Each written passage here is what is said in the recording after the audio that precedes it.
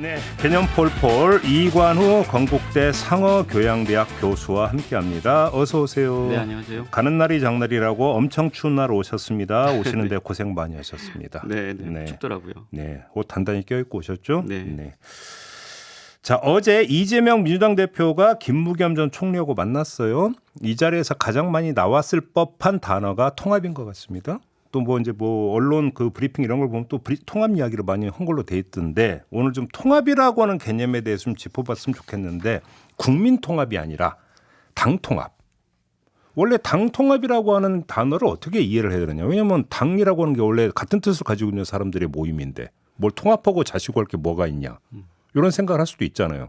그러면 개념 정리부터 한번 해보죠. 당 통합, 당내 통합이라는 개념을 어떻게 정리를 해야 되는 걸까요? 통합해야 된다고 하니까 분열돼 있다는 뜻이 아닐까요? 깔고 있는 거죠, 사실. 네, 약간 어제 이제 이재명 대표, 김부겸 전 총리 회동했는데, 그러니까 조금 미묘하다고 느낀 것은 어쨌든 이재명 대표는 단결 단합 이런 용어들을 주로 많이 그 전까지 사용하셨었고, 네, 통합이 아니라 제가 듣기에는 그랬던 것 같아요. 당의 단결과 단합이 중요하다 이런 얘기를 주로 많이 하셨던 것 같고, 김부겸 총리는 통합과 혁신이 중요하다 이런 워딩을 어제 사용하신 것 같아요. 예, 그 미세한 차이가 있네요. 네, 그래서 아마 이제 아마 통합 이런 얘기는 보통 이제 당이 분열되어 있다라고 하는 이제 상황을 오히려 반증하는 것이 아닌가. 그렇죠. 그리고 이제 한국 정치에서 민주화 이후에도 굉장히 당들이 많이 이합 집산을 했죠. 네, 한국 정치사 수업하게 되면은 제일 힘든 게 당명 외우기고요. 다 외우세요? 정치학자신데? 그러니까 일단은 다 이제 당의 명칭은 이제 다들 알고 있는데 그걸 이제 계보를 그리기가 굉장히 어려울 정도로 힘들죠. 그래서 그동안 명명했던 당명 숫자는 혹시 계산해 보신 적 있어요? 한 3, 40개, 그러니까 주요 정당만 해서도 한 3, 40개 정도 가까이 나오니까요. 그거밖에 안 되나요? 그러니까 크게 우리가 보면은 크게 두 개의 정당 그룹이 있다라고 얘기하는데 그러니까 국힘 계열과 민주당 계열. 네, 그 안에서만 한 3, 40개가 되니까요. 소수 정당 따지면 네. 어마어마할 거고. 사실은 이렇게 당내 분열이 있다라고 하는 것이 꼭 단점만 있는 것은 아닙니다. 그러니까 사실은 과거처럼 당 총재가 있던 시절에는 분열 이런 게 분열 통합 이런 말이 사실은 그렇게 잘 쓰이지 않았고요. 그렇죠. 민주화 이후에 이제 우리 정당들이 좀 민주화되고 정당 민주주의가 이제 확산되면서 사실은 당내 갈등도 생기고 또 그 갈등이 중요한 선거를 저해하거나 네. 또 분당까지 가거나 이럴 가능성이 있을 때 네. 이제 당내 통합을 좀 해야 된다 이런 요구도 있는 거고요. 그러니까 어떻게 보면은 정당 민주주의를 우리가 하면서 좀 이렇게 거쳐야 될 그런 과정도 아닌가 그렇게 생각이 됩니다. 그러니까 그러면 분열을 전제하는 개념이 통합이라고 한다면 그 분열의 주체 단위가 개파 내지 정파가 된다 이렇게 봐야 되는 겁니까? 네, 일단 그렇게 볼 수 있을 것 같습니다. 전에도 한번 말씀드렸었는데 정치에서 특정한 어떤 개인을 중심으로 이렇게 어떤 집단이 형성되는 것은 대단히 자연스러운 일이고요. 이제 그걸 개파라고 이제 보통 네, 하고. 우리가 이제 그냥 그거를 개파라고 부르죠. 예. 일본처럼 자민당이 저렇게 오랫동안 집권하고 그렇게 있으면 또 파벌이라고 부르지도 않습니까? 이제 그렇죠. 그거를 어떻게 보면 정당의 역할을 대신하는 아베파 이렇게. 네, 이제 그렇게 파벌 정치라고 하고 있고 우리 같은 경우에는 그것을 이제 친 무슨 아니면 무슨 개 이렇게 많이 불렀기 때문에 상도동계 동교동계부터 해서. 네, 그래서 이제 그렇게 개라고 불렀으니까 거기서 이제 개파 이런 용어를 우리가 사용하게 된 거죠. 네. 정파는 뭐예요? 정당 안에 정파라고 하는 건 어떻게 이해해요? 정파는 그러니까 예를 들면 정치적인 의견이나 정책적인 의견이 이제 달라서 이렇게 형성된 이제 어떤 그룹들을 얘기할 때 우리가 정파라고 부를 수가 있는데 네.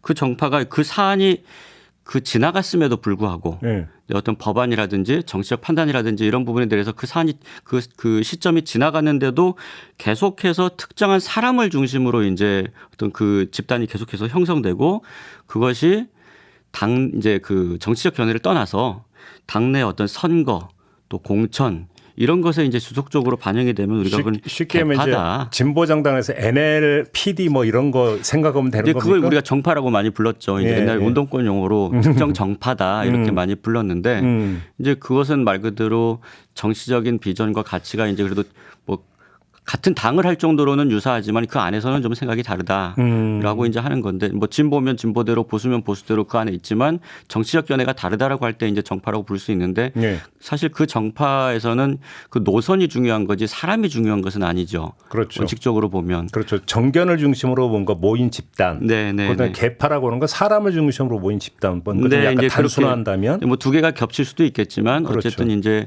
개파라고 하면은 그것이 이제 권력 투쟁에서 이제 그 특정 사람을 중심으로 형성된 집단이다. 이렇게 보면 좀 더 그러면 통합이 정당 통합이라고 하는 것은 당 안에 개파나 정파가 그 갈려 있음을 인정을 하고 거기서 공존을 모색하는 게 통합이다. 이렇게 정리하면 되는 겁니까? 그러니까 공존을 모색하는 게 통합인데 그 뭐 갈등과 경쟁을 할 수 있죠. 예. 갈등과 경쟁을 할 수 있는데 그것이 당이 분열될 정도로 이제 간다든지 예. 아니면 뭐 분열까지는 아니더라도 중요한 선거를 망칠 정도로 그 갈등이 밖으로 표출되면 네. 예를 들면 제대로 공천이 이루어지지 않는다든지 예. 그리고 당 안에서 선거를 뭐 한 목소리로 치를 수 없는 정도의 상황에 이른다든지 네. 이렇게 되면 이제 그때 야 이러다 우리 다 죽을 수가 있다.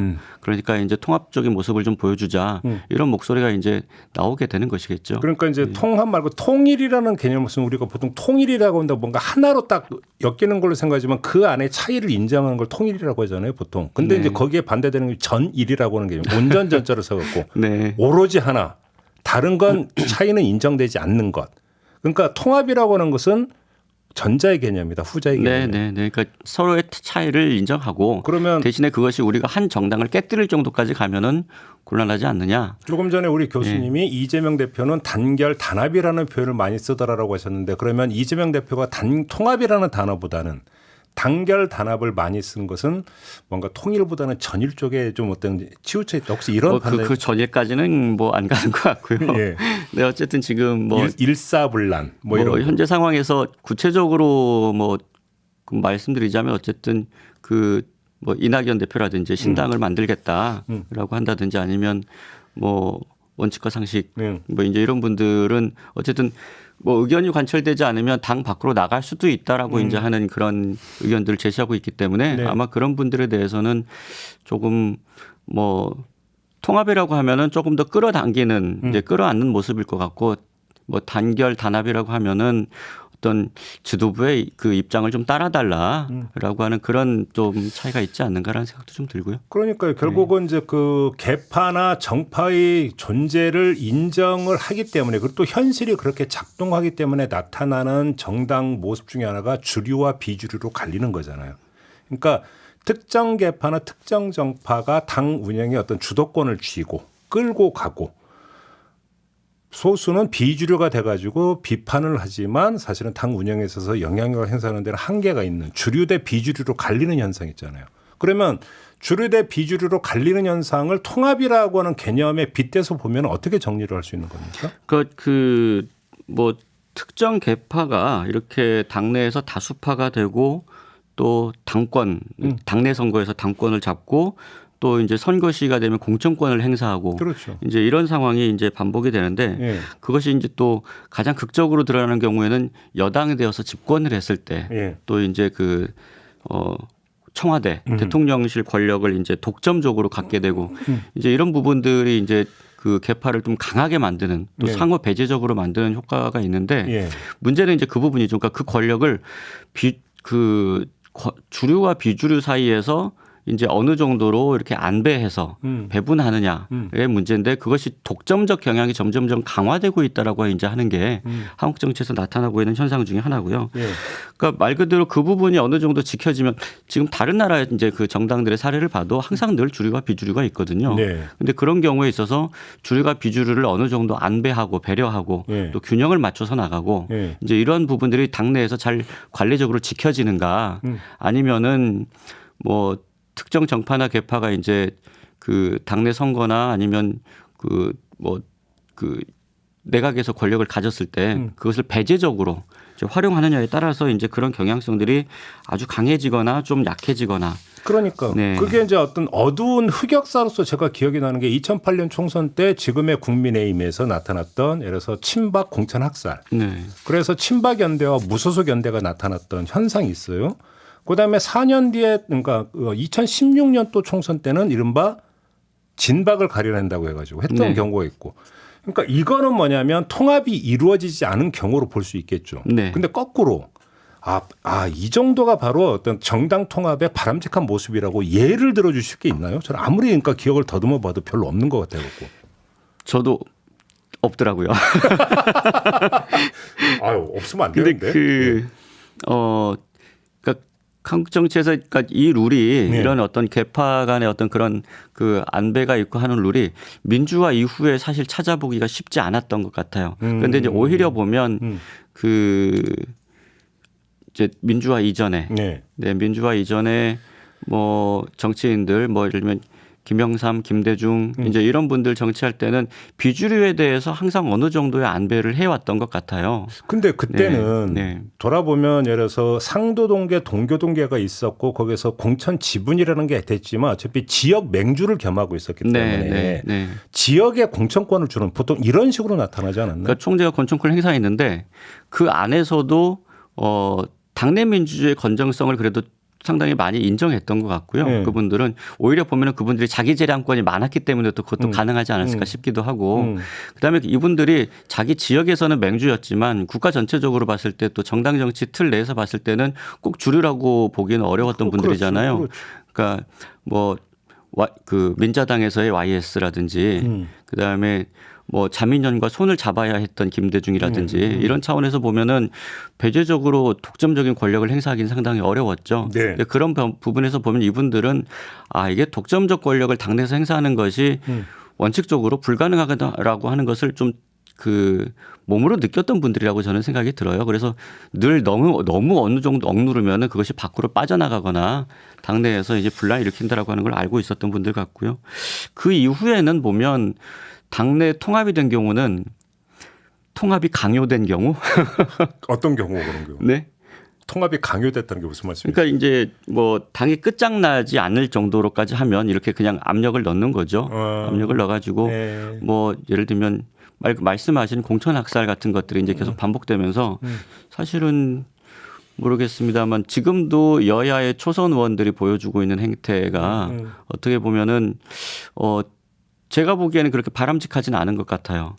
자, 네. 그러면 얘기가 자연스럽게 공천으로 가고 있는데 그러니까 통합이라고 하는 것을 주류가 비주류에게 일정하게 배려를 해주고 공존을 모색하는 거라고 만약에 그 먼저 개념 정리를 한다면 이런 모습이 그러면 공천에서 어떻게 나타나야 되는가라고 하는 실제적인 이제 그 문제에 봉착을 하는데 그러면 비주류에게 공천 지분 몇 % 주겠다고 그러면 보상해 주는 문제냐? 이것도 어찌 본다면 좀 아닌 것 같고 어떻게 봐야 되는 겁니까? 그러니까 전에 아마 이것도 한번 말씀드렸던 것 같은데 예를 들면 당내 선거를 하다 보면 또 이건 사실 뭐 모든 선거가 비슷하죠. 우리나라 선거가 이제 우리가 단순 다수 대표제 상당히 익숙해요. 우리나라 선거들이. 그래서 뭐 80대 20으로 이기건 뭐 60대 40으로 이기건 51대 49로 이기건 어쨌든 이긴 쪽이 권력을 독점하는 그런 경향이 우리나라가 상당히 강하죠. 네. 네. 뭐 이제 승자 독식 그런 구조가 상당히 강한데 예를 들면 당내에서도 그런 경향들이 점점점 강화되고 있는 것 같아요. 네. 네. 그래서 뭐 7대 3 정도의 어느 정도 선거를 이겼다. 6대 4 정도로 이겼다라고 한다면 그 30~40%를 지지했던 당원이나 그 계파를 이제 배려해서 조화를 해가면서 그렇게 해서 이제 당을 운영하는 경우보다는 예를 들면 당 대표나 그다음에 최고위원이나 그다음에 이렇게 해가지고 일종의 줄투표 같은 것이 이제 이루어지는 것이 뭐 여야 없이 최근에 한 10여 년 가까이 2010년대 이후에 가까이 그런 현상들이라고 보여지고요. 네. 그 당내 선거가 계파 중심으로 철저하게 이제 이루어지고 당원들이 거기에 줄투표를 한다든지 또 동원된다든지 그렇게 하게 되는데 네. 나중에 당 지도부에 속하느냐 안 속하느냐 또 가깝냐 그렇지 못하느냐에 따라서 공천에 우리나라 같은 경우에 너무 많은 영향을 미쳐요. 그러니까 다른 나라도 그렇지 않느냐라고 이제 할 수 있는데 가장 큰 차이가 뭐냐면 현역 의원의 교체 비율이 우리나라가 엄청나게 높습니다. 아니 총선 때마다 컷오프 뭐 얘기 네, 나오니까 그러니까 소위 물갈이 뭐 이제 이런 표현을 쓰잖아요. 근데 그게 사실 결코 그 바람직한 현상은 아니거든요. 정치학자들 보기에는 경험이 많은 정치인들이 많아지는 것이 정치적 안정을 가져오고 그다음에 뭐 정치적 역량도 이제 키울 수 있는데 예를 들면 최근 10년간에 보면은 미국은 뭐 거의 항상 그렇지만 물갈이 비율이 10%에서 20%예요. 아, 그래요? 말 그대로 초선 의원들이 등장하는 비율이 가장 높을 때가 20%고. 여기서 물갈이라는 건 공천 단계 물갈이입니까? 그러니까 선거 결과로서 선거 결과로서의 이제 그 보면 그 정도고요. 한국은 그런데 최근 10년간 보면 50%가 가까이 돼요. 지난 2004년에 가장 높았을 때는 60%가 넘었고 지금 21대에서도 초선 의원이 156명이에요. 그때 2004년 총선은 열린우리당만 해도 초선이 108명에서 108번 내란 말이 돌고 있었습니다. 네. 근데 그 이후의 상황도 그렇게 크게 다르지 않습니다. 네. 그러니까 지난 지금 현재 국회 네. 현재 국회에서 초선이 156명이니까 반이 넘는 거예요. 그렇네요. 그러니까 초선 의원이 평균 한 50% 되니까 현역 의원 교체 비율이 너무 높아서 근데 이렇게 되면 뭐가 문제가 되냐면 현역 의원을 배제한 곳에서는 대체로 보면 전략 공천이 이루어져요. 우리가. 네. 네, 경선보다는 전략 공천이 많이 이루어지기 때문에 지금 민주당에서도 한 40거 이상 될 것 같다고 얘기하지 않습니까? 보통 한 20% 많으면 30% 이렇게까지 이제 얘기하죠. 예, 그러니까 그 정도가 말 그대로 전략 공천이 이루어지고 예. 경선을 붙는다고 하더라도 당 지도부나 당 이제 주류에 가까운 사람들이 훨씬 더 당원을 동원하는 데 유리하거든요. 이제 그렇게 되면은 그 특정 계파에 속한다는 것이 공천권과 상당히 막 그 밀접한 관련을 갖게 될 수밖에 없는 한국 정치 구조가 있어요. 근데 그렇기 때문에 다른 나라에도 다 그렇지 않겠느냐. 당 지도부의 권한이라고 하는 것이 그렇게 강하지 않겠느냐라고 하지만 우리나라의 경우에는 현역 교체율 그러니까 물갈이 비율이 대단히 높기 때문에 네. 그 영향력이 훨씬 더 강하다. 그러면 그 말씀은 예를 들어서 이제 그 지금 정당이 이제 그 필수 코스로 지금 잡고 있는 공천 부적격자 심사 이 과정에서 결국은 그 계파의 논리가 스며들면서 통합의 어떤 그 정신을 저해하는 경우가 발생한다. 이런 말씀이신 거예요? 정리하자면? 스며든다는 굉장히 어려운 표현이라서 요즘 유행하는 단어예요. 스며든다. 예. 네, 어려운 뭐 되는데 예. 아마 그러니까 매번 논란이 되는 것은 사실이죠. 이제 사실이 되고 가장 대표적인 게 2016년에 그 이제 그 진박. 네, 진박 논쟁 그다음에 당시에 이재호, 유승민 뭐 이런 이제 또 본인들뿐만 아니라 가까운 의원들이 다 공천에 탈락할 때 오죽하면 당 대표가 옥새 들고 나르샤가 이제 나오고. 결과적으로는 그것이 박근혜 탄핵으로 이어지지 않았습니까? 그렇죠. 근데 그때 보면 그 명분이 뭐였냐면 당론을 위배하는 행위라든지 네. 그다음에 당의 정체성에 위배되는 행위라든지 예. 이런 이제 구실들이 붙어가지고 공천이 배제됐었거든요.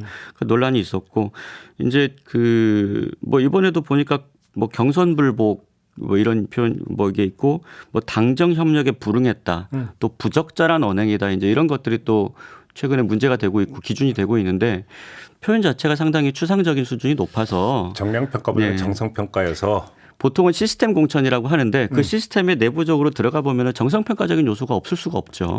그렇죠. 네. 당연하죠. 그다음에 이번에도 지금 뭐 번복되고 이제 이런 부분이 있었고 아마 뭐 지금 뭐 국민의힘 공천도 그런 과정이 있을 수밖에 없지 않겠습니까? 네, 그러니까 그러니까요. 아마 뭐 제가 스며든다라고까지는 못하겠지만 항상 논란이 있어왔던 것은 사실이다. 네. 네. 근데 지금 교수님 말씀을 중간 정리를 하면 교수님들은 아주 통합의 정신이 잘 발휘된 모범 사례를 못 찾았다고 했잖아요. 그잖아요.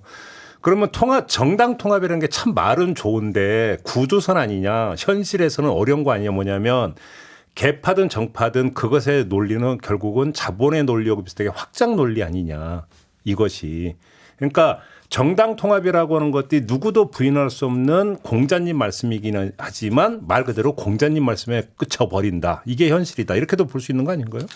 그러니까 이런 정치적인 경향이 강해지고 있다라고 하는 것이 조금 오히려 추세가 네, 좀 문제인데 말씀하신 대로 본질적으로 그런 성향이 있죠. 네. 그러니까 반대로 얘기하면은 당의 리더십이 자제력을 얼마나 발휘할 수 있느냐. 그다음에 이제 당내에서 그런 관행이 어떻게 이제 잘 구축되어 있느냐. 예. 사실 뭐 유럽이나 그다음에 뭐 미국에서도 이제 트럼프 이전에 그런 경우들을 보면은 그런 관행들이 존재했던 것이거든요. 그러니까 뭐 아주 유명한 정치학자들이 쓴 이제 민주주의는 어떻게 무너지는가 이런 책에 보면 미국 정치가 이렇게 퇴행하게 된 가장 큰 원인이 그 무슨 대단한 얘기가 아니라 예의와 관습이 사라졌기 때문에 미국 정치가 망하고 있다. 그렇죠. 민주주의가 사라지고 있다. 이제 이렇게 얘기하거든요. 성문법만 얘기 아니라 불문법도 있는 법인데 네, 이제 사실. 그 당내 민주적인 관례들이 사라지고 있다. 그렇죠. 이제 이런 얘기들을 하고 있고요. 그건 굉장히 중요한 요소들이고 또 한편으로는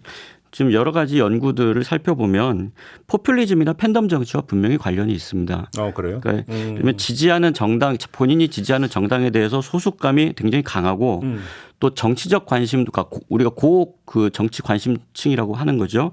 그런 유권자일수록 당 내에서도 훨씬 더 배타적인 태도를 보인다라고 하는 것이 네. 여러 연구를 통해서도 확인되고 있고 국내에서도 확인되고 있는 상황입니다. 그러니까요. 네, 그래서 이런 부분들은 이제 아마 본질적으로 그런 성향이 있는데 포퓰리즘이나 팬덤 정치가 거기다가 엑셀레이터를 더 밟고 있는 상황이고 예. 당의 관습이라든지 관례라든지 이런 것들이 깨져 나가는 상황에서 그러면 이제 마지막으로는 리더십이 어떻게 발휘되느냐라고 하는 부분이 이제 마지막 관건인데 아마 이제 그런 부분들은 정치인들의 책임이 되겠죠. 알겠습니다. 네.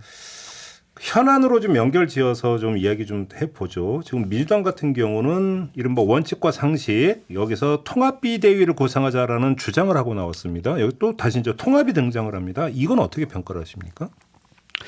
뭐 아마 이제 그 여러 가지 당내 리더십에 대해서 그런 이제 그 뭐 과열되는 양상을 좀 이제 제지해 달라고 하는 그런 표현들이 통합으로 지금 많이 나오고 있는 것 같고요. 그거는 여야 상관없이 그렇게 하고 있는 것 같고 네. 어제 그 뉴스에 보면은 김부겸 총리도 그런 얘기를 뭐 부탁했다고 그래서 당내 강성 지지자들을 네. 어느 정도 좀 자제시켜 주는 것이 당내 통합에 도움이 되지 않겠느냐 그런 얘기를 좀 당부했다고 하고요. 아마 그런 차원에서 이제 이 얘기들이 계속 나오고 있는 것 같고 네. 뭐 아마 그런데 그런 부분들에 대해서 이제 해석이 좀 다를 수 있을 것 같아요. 이제 개별 정치 행위자들이 있으니까 제가 말씀드리긴 좀 조심스러운데 한쪽에서는 그런 부분들이 문제다라고 이제 지적할 수 있고 다른 쪽에서는 아니 이게 당의 다수의 사람들이 그렇게 생각한다고 하면 좀 따라줘야 되지 계속해서 왜 발목을 잡느냐 또 뭐 비판하느냐 뭐 이런 입장 차이들이 이제 그래서 서로가 서로에게 당내 통합을 저해하고 있다. 이렇게 이제 지금 아마 그러니까 결국은 통합이라고 하는 용어 자체를 가지고도 여전히 해석의 여지가 상당히 있는데 그 부분을 가지고 또 싸우고 있지 않나라는 생각도 듭니다. 근데 정성호 의원 같은 경우는 통합 비대위에 대해서 사실상 주류 비주류 또는 각 개파 나눠 먹게 하자는 거 아니냐 이렇게 규정을 했던데. 네. 그러니까 지금 그 아마 비주류에서 그 통합 비대위를 얘기하는 것은 가장 큰 게 이 우려가 뭐 있는 것 같아요. 그러니까 경선이 공천이 또 공정하게 진행될지에 대해서 불안감이 있다. 네. 그러니까 어쨌든 말 그대로 당내 선거는요. 네. 당내 선거는 그 좀 특별한 점이 있어요. 왜냐하면 아까 이제 제가 말씀드렸다시피 경선 불복이 나중에 공천에서 이제 그 문제가 될 수도 있지 않습니까? 그렇기 때문에 웬만하면 또 이제 당내 선거를 하다가 경선 같은 걸 하다가 거기서 좀 부정이 있다고 하더라도 그 부분을 뭐 바로 선관위나 검찰 경찰에 고발하기가 쉽지가 않아요. 네. 왜냐하면 나중에 그 후보가 당선이 됐는데 수사를 하다가 나중에 또 당선 무효형이 나왔어요. 그러면 이제 그 사실은 밝혀졌겠지만 야 당내에서 이거를 굳이 그렇게까지 그 당 밖으로 가져가 가지고 그 낙선할까 말 그대로 당선이 무효가 되는 상황까지 되면은 본인도 부담이 있거든요. 그래서 웬만하면 그런 경선 과정에서 생긴 일들은 당내 공천관리위원회라든지 이런 부분을 통해서 네. 이제 해결을 하려고 노력을 하고 그렇게 따지면 당내의 심판들이 이제 공정한 그 심판을 봐줘야 되는데 지금 그렇게 되는데 상당히 불안감이 있다라고 하는 것을 아마 그 표출한 것 같고요. 네. 이제 한편에서는 그렇게 해석을 하는 거고 또 다른 편에서는 야 이거는 공정하게 우리가 한다고 여러 번 얘기를 했는데 그 부분을 믿지 못하게 했다고 하면은 사실은 결과적으로 어느 정도 이렇게 정해달라고 하는 것 아니냐 그런 것은 공정한 경선의 그 공천의 그 정신에 위배된다 이제 이렇게 얘기하시는 것 같아요. 근데 뭐 예를 들어서 나눠 먹기라고 설령 치더라도 저는 이게 기술적으로 가능하냐는 문제를 한번 제기하고 싶은 게 정당은 의석 수가 있잖아요. 그러니까 그 선관위가 정당 국고 보조금을 나누는데 아무런 문제가 없지 않습니까? 네. 그러면 정당 내 개파가 구획 정리가 됩니까? 예를 들어서 그러면 친명 대 비명의 지금 개파 그러니까 그 구도가 규모로 따지면 8대 2니까 공천 지분들에서 8대 2로 주겠다. 예를 들어서 이건 뭐 극단적인 경우지만 주려고 해도 8대 2인지 7대 3인지 9대 1인지를 지금 누가 아냐라는 거잖아요. 그냥 비명이 있고 친명이 있는 것 같은데 언론 분류에 따라서 A라고 하는 친명으로 가기도 하고 비명으로 가기도 하는 이런 현실에서 뭐가 될 수 있느냐라는 아주 지극히 현실적인 문제도 제기되는 거 아닌가요? 그러니까 그 나눠 먹기는 불가능하죠. 그거는 뭐 당 총재 시절에는 가능했을지 모르겠지만 네. 그때는 이제 말 그대로 어디 지역구에 공천할 사람들을 당 대표가 그냥 말 그대로 낙점했으니까요. 그렇죠. 근데 그때는 뭐 가능하지만 지금 뭐 그래도 시스템 아까 제가 좀 모호하다고는 했지만 그래도 시스템 공천의 기반이 형성되어 있고 그리고 만약에 그 부분에서 부정이 생기면 뭐 과거에 이제 우리가 정당이 해산된 적도 있고 네 그런 부분에 있어서 당내 정당 민주주의가 지금 중요하게 박근혜 대통령도 탄핵 사유가 됐었고 그러니까 그런 부분은 너무 노골화될 수는 없을 거고요. 네. 다만 이제 이런 뭐 나눠 먹기는 좀 나간 표현이고 이런 거죠. 그러니까 공천관리위원을 임명하는데 당 주류와 비주류들 사이에 봤을 때 어느 정도 안배가 있어야 되고 그다음에 전략공천을 할 때도 그 전략공천 뭐 그 하는 위원회에서 그 위원들이 너무 한쪽에 치우치면 좀 곤란하지 않느냐. 그래서 당권을 잡은 뭐 대표와의 친소 관계가 우선 고려되고 이러면 안 된다. 뭐 이제 그런 이제 문제 제기를 하는 것이고 그것에 대해서 뭐 공천 관리가 공정하게 될 수 있도록 노력하겠다라고 저는 그런 정도로 대응하는 것이 바람직하지 않은가라고 싶고요. 나눠 먹기 하자는 거냐 이렇게 표현하면은 조금 그런 부분들이 당에 좀 도움이 될까요? 아마 더 갈등이 깊어질 수도 있으니까 아마 뭐 그 이제 지금 민주당이 시작이 됐고 국민의힘도 마찬가지일 거예요. 지금 이제 보통 그렇죠. 대체로 보면 거기가 훨씬 더 시끄러운 경우들이 많았는데 어쨌든 거의 친윤 대 비윤으로 지금 갈려 있으니까. 이제 거기에는 아마 비대위원장이 지금 누가 돼서 오느냐에 따라서도 크게 달라질 텐데. 마지막으로 제가 그 질문 누가 올 건지 거의 결정된 거 아닙니까? 한동훈 장관으로. 그러면 한동훈 장관이 비대위원장이 되면 친윤과 비윤을 모두 아우르는 통합의 구심점이 될 수 있을까요? 통합의 구심점이 될 수 있을 겁니다. 진짜? 강요된 통합이죠. 강요된 통합. 그러니까 제가 아까 말씀드렸다시피 통합은 그러니까 그렇게 그 조화와 균형으로 이루어지는 것이 바람직한데 우리 같은 경우에는 통합이 됐다라고 했을 때 나중에 보면은 어떻게 보면 통합이 강요된 거고 힘으로 이제 찍어 누르는 거죠. 그렇죠. 예, 그런 경우들이 많고 오히려 이제 이렇게 얘기할 수도 있을 거예요. 그렇게 하지 않으면 결국은 당이 갈라지더라. 예를 들면 친박 친이 갈등은 국민의힘 입장에서 저는 좀 생각해 봐야 된다고 생각해요. 친박 친이 갈등이 거의 끝까지 가버리니까 어떻게 됐습니까? 대통령이 탄핵당하고 그다음에 당이 뭐 저는 쪼개지고 사실은 지금도 뭐 윤석열 대통령 또 이제 한동훈 비대위원장 이런 이제 지금 수순으로 가게 되면 그 기존에 있었던 국민의힘의 주류에서는 계속해서 대통령과 당 대표를 내지 못하고 있는 거예요. 김기현 대표도 말 그대로 당의 이제 TK의 어떤 주류가 다시 복귀했다라기보다는 제가 좀 표현이 좀 심할지 모르겠지만 용산에 거의 출장소 같은 느낌의 이제 여당이 돼버렸는데 그렇게 따지면 여전히 친박 갈등 이후에 당이 정상화되지 못하고 있는 게 지금 수년째 이어지고 있는 상황이다라고 봐야 될 것 같거든요. 그래서 모르겠습니다. 한동훈 비대위원장이 왔을 때 당이 정상화될 수 있을 것이냐.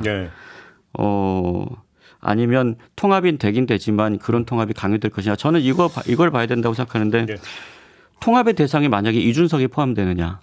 윤석 전 대표가. 아마 그렇게 예상하기가 좀 어렵지 않을까요? 아니 12월 27일 탈당 선언 이미 예고도 나와 있는 상황인데요. 네. 그러니까 저는 예를 들면 이것이 국민의힘 입장에서 범보수 입장에서 만약에 통합을 추진하는 비대위라고 하면 한동훈 비대위원장이 와서 이준석 전 대표의 손을 잡고 나가지 마시라. 우리가 같이 통합하자 보수가. 이렇게 얘기할 수 있는 장면이 나올 수 있을 것인가.